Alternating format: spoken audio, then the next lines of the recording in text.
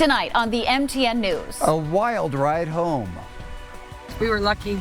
A school bus plunges down an embankment near the Boys and Girls Ranch, injuring students.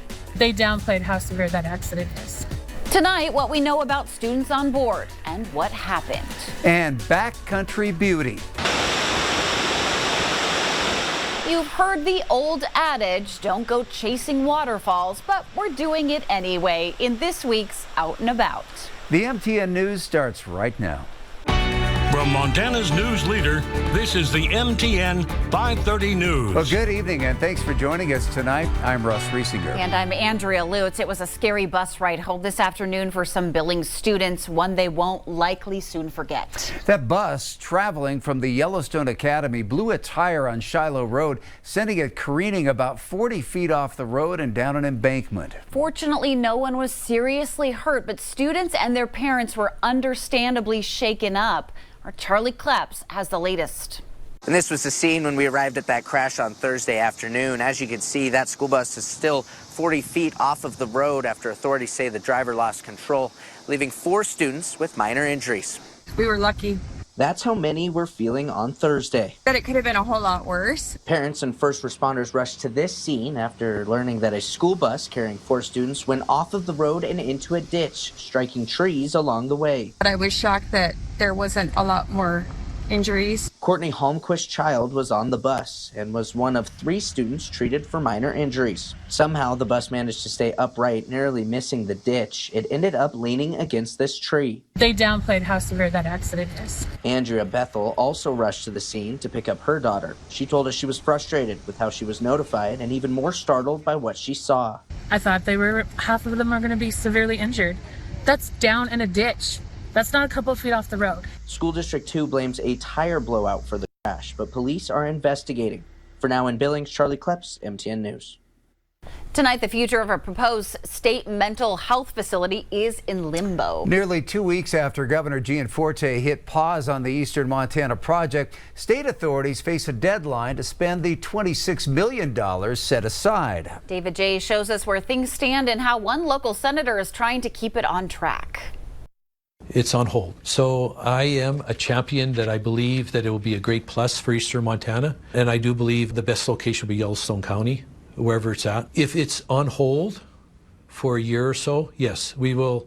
It will have to go into the next legislative session, and potentially we may not have money. So it may be a dream. The dream was possibly to use this site on Skyway Drive in the Billings Heights to build a state forensic mental health facility. But plans changed and the future remains unknown. Q2 reporters asked for an update from the governor's office. We received this email saying the administration and the department are committed to working with all partners. Given the importance of this project and the need to keep it on track, that work is underway. Q2 also reached out to the Department of Public Health and Human Services for an update on the next steps. Its response pointed us back to the governor's office.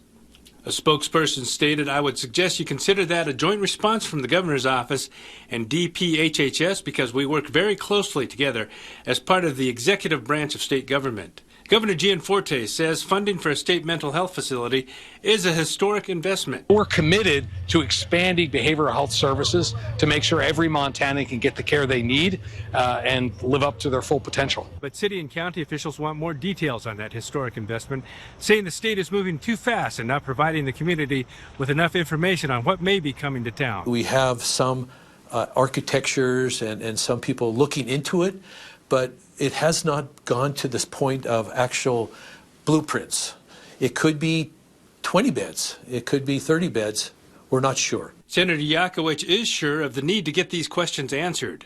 He shared his 5-page plan of action to get the answers the governor's office is seeking. I've met probably 15 to 20 providers in the community already, and I'd say 80% of them are all for it. So the search continues and the clock is ticking down. In Billings, David J., MTN News. The future of Billings Rimrock Mall, the largest shopping center of its kind in Montana, is now in question. County officials say the mall's owner, Cohen Retail Investment Group, owes nearly $600,000 in unpaid property taxes and penalties. Treasurer Hank Peters says the group has until Friday to pay, or a third party could step in and purchase the debt. If that happens, Cohen would have to pay it back with interest or risk losing the property in 3 years. The company, which bought Rimrock Mall last year for $28 million, has a history of late payments in malls in other states. So far, the company has not responded to requests for comment. We also learned today that Claire's is closing its store in Rimrock Mall, one of 300 stores it's closing across the country. A new sporting goods store is coming to Billings. Dunham Sports will open Friday, September 5th at Rimrock Mall, creating up to 50 full and part-time jobs. The company says it's their second location in Montana, part of a chain of more than 260 stores nationwide. Doors open at 9 a.m. and the store has planned several giveaways for opening weekend.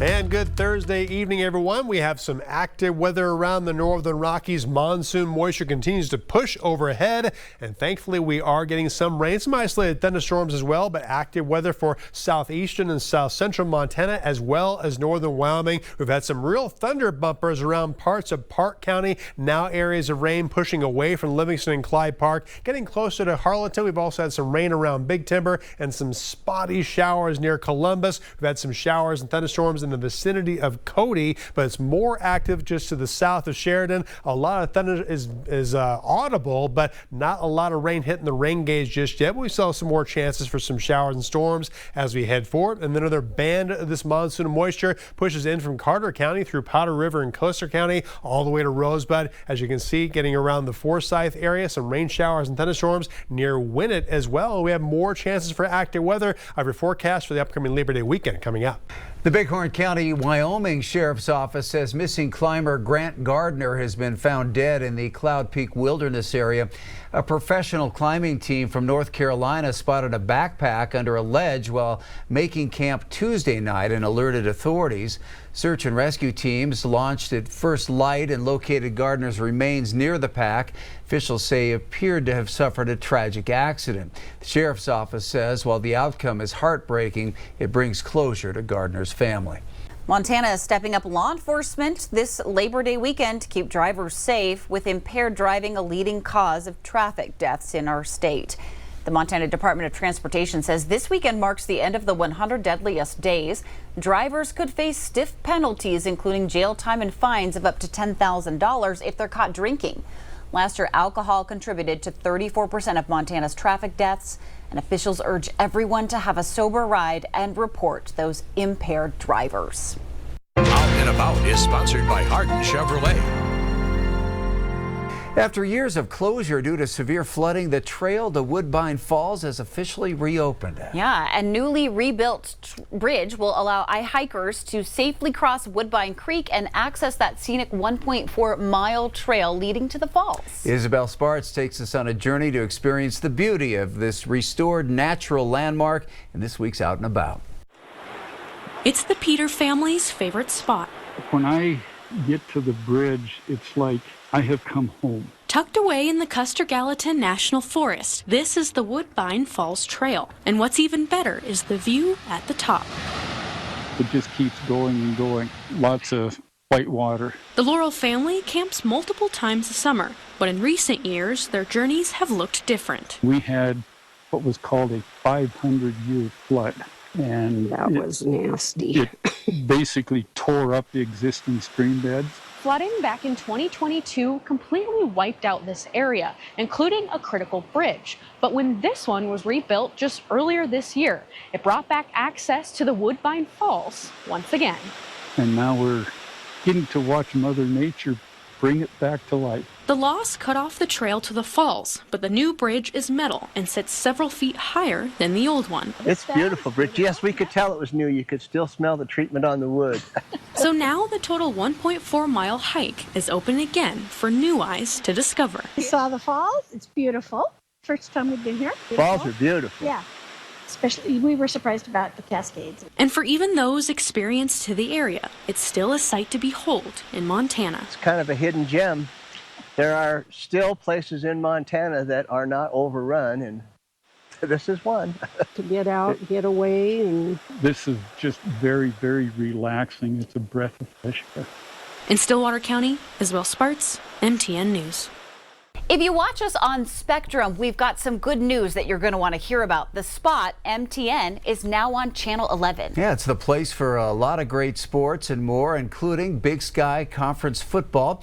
Scripps Sports will be bringing you select Bobcat and Grizzly games starting next weekend. We kick it off Saturday, September 6th with South Dakota State at Montana State on KTBQ and Central Washington at Montana on The Spot. Plus, catch Grizzly Insider with Bobby Houck and Bobcat Insider with Brett Vegan every Wednesday at 6. And if you're a hockey fan, don't miss the Vegas Golden Knights and the Utah Mammoth, all on The Spot, now on Channel 11 on Spectrum.